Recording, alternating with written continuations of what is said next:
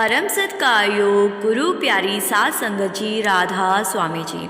सात संगत जी, जो संगत जम्मू से है उनके लिए तो ये घटना बड़ी ही खास है जी, और जो संगत जम्मू से नहीं है उन्हें भी बाबा जी की इस लीला को ज़रूर सुनना चाहिए जी। इस वाक्य को सुनकर संगत जी आपको पता चलेगा कि गुरु का दर्जा देवी देवताओं से भी ऊपर क्यों माना गया है। देवी देवता भी गुरु की बात को नहीं टालते जी।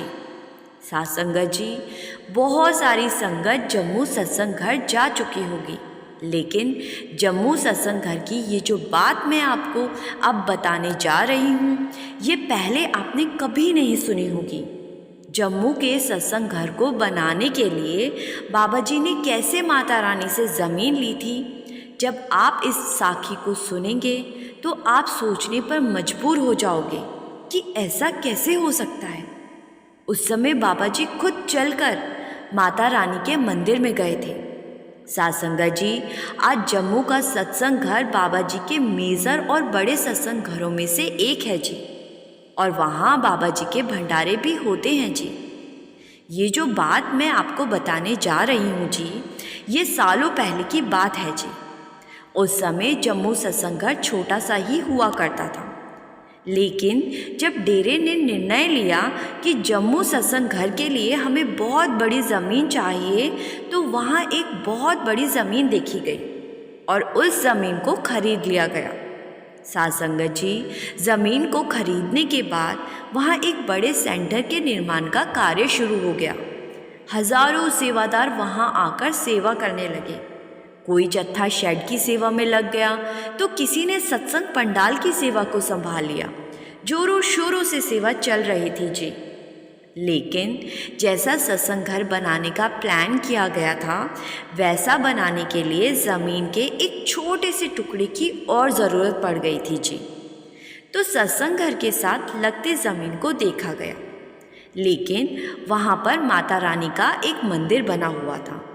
तो डेरे ने निर्णय लिया कि हम माता रानी के मंदिर में से थोड़ी सी ज़मीन ले लेंगे। सात संगत जी, उस मंदिर में पिछले 25 से 30 सालों से उस मंदिर में एक पुजारी जी हर रोज़ आरती किया करते थे और मंदिर की देख रेख किया करते थे। अब क्योंकि सत्संग घर के सही से निर्माण के लिए उसी जगह को चुना गया था, तो सत्संग घर के सेक्रेटरी साहब एक दिन मंदिर के पुजारी जी के पास गए और सेक्रेटरी साहब ने पुजारी जी से कहा कि आप हमें अपने मंदिर में से थोड़ी सी ज़मीन दे दीजिए, इससे हमें सत्संग घर बनाने में आसानी हो जाएगी। ये सुनकर पुजारी जी ने साफ मना कर दिया।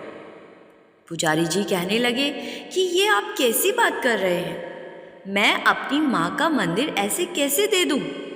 तो सेक्रेटरी साहब ने गुजारिश की कि हम आपसे पूरा मंदिर नहीं मांग रहे, बस हमें तो थोड़ी सी जगह दे दीजिए। लेकिन पुजारी जी बिल्कुल नहीं माने।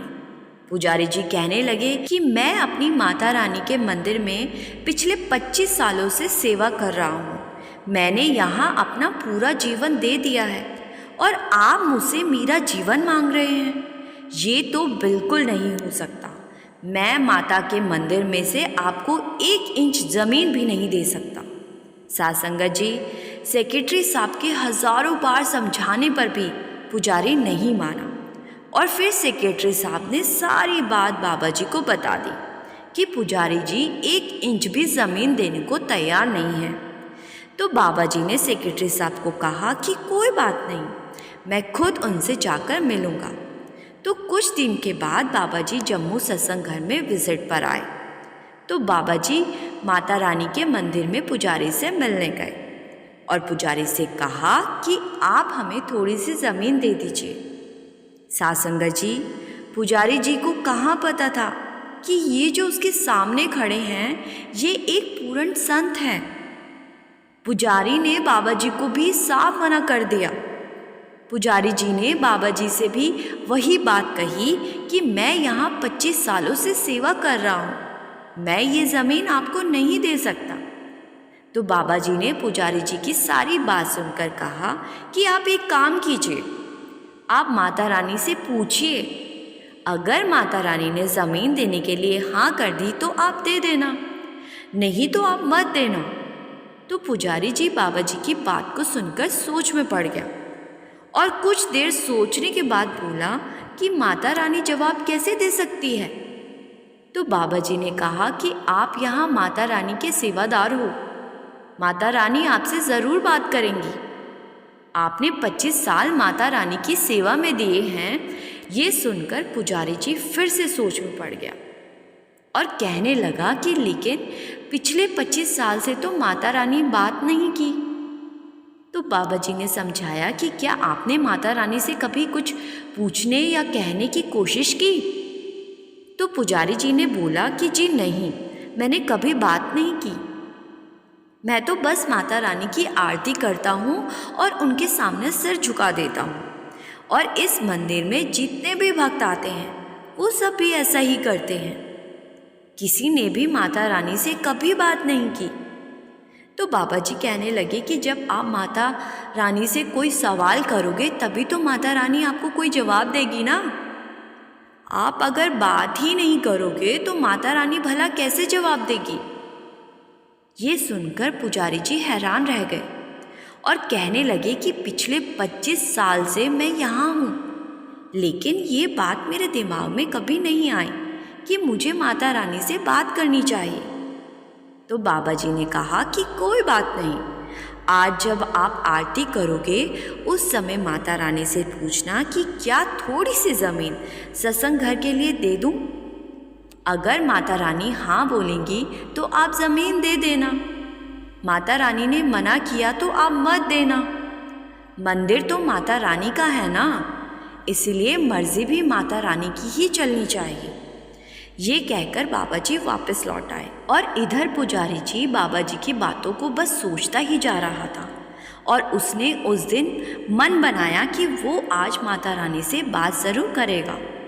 फिर जब शाम की आरती का समय हुआ तो बहुत सारे भक्त मंदिर में आए और पुजारी जी ने माता रानी की आरती की, और भक्तों के जाने के बाद पुजारी जी ने माता रानी के सामने जोत जलाकर बैठ गया और माता रानी से पूछने लगा कि हे माँ, एक गुरुजी आए थे और वो आपके मंदिर में से अपने सत्संग घर के स्टेज बनाने के लिए थोड़ी सी जगह मांग रहे थे। अगर आपकी इजाज़त होगी तो ही हम उन्हें थोड़ी सी ज़मीन देंगे। साध संगत जी, अब पुजारी जी के साथ एक चमत्कार होने वाला था। पुजारी जी ये सवाल पूछकर माता रानी के सामने ही ध्यान में बैठ गए। ध्यान में बैठते ही माता रानी ने पुजारी जी के ध्यान में आई और माता रानी ने कहा कि बेटा, वो जितनी ज़मीन मांग रहे हैं उतनी उन्हें दे दो। वो एक पूर्ण गुरु है, तुम्हारा भी छुटकारा हो जाएगा और मेरा भी छुटकारा हो जाएगा। ये कहकर माता रानी पुजारी जी के ध्यान से चली गई। और पुजारी जी ने जब पहली बार माता रानी से बात की तो पुजारी जी बड़ा ही हैरान हो गए, क्योंकि पिछले 25 सालों से ऐसा कभी नहीं हुआ था। और आज मंदिर में जब एक पूर्ण गुरु के कदम पड़ गए तो पुजारी जी को उसके 25 साल की सेवा का सारा फल मिल गया। आज पहली बार माता रानी ने पुजारी जी से बात की थी। पुजारी जी उसी समय दौड़ते हुए सत्संग घर गए और बाबा जी के पैरों में गिरकर कहने लगे कि आपको जितनी ज़मीन चाहिए आप ले लीजिए, आप चाहे तो और ज़्यादा ज़मीन ले लीजिए। उसके बाद सत्संग घर को बनाने के लिए जितनी ज़मीन चाहिए थी उतनी ली गई और वहाँ काम शुरू हो गया। और उसके बाद पुजारी जी मंदिर की सेवा के साथ साथ सत्संग घर में भी सेवा करने लगे। साध संगत जी, एक पूर्ण गुरु को पाने के लिए हम इंसान तो क्या बल्कि देवी देवता भी तड़पते हैं, लेकिन इंसानी जामा ही एक ऐसा जामा है जिसमें आकर हम एक पूर्ण गुरु की संगत कर सकते हैं जी। इसीलिए हमें इस जामे को बेकार नहीं करना चाहिए जी और बाबा जी के हुक्म में रहना चाहिए जी। साध संगत जी, इसी के साथ मैं आपसे विदा लेती हूँ। कमेंट में राधा स्वामी लिखना मत भूलिए जी और संगत के अपने इस चैनल को सब्सक्राइब करके इस चैनल का हिस्सा ज़रूर बनिए जी। गुरु प्यारी साध संगत जी, राधा स्वामी जी।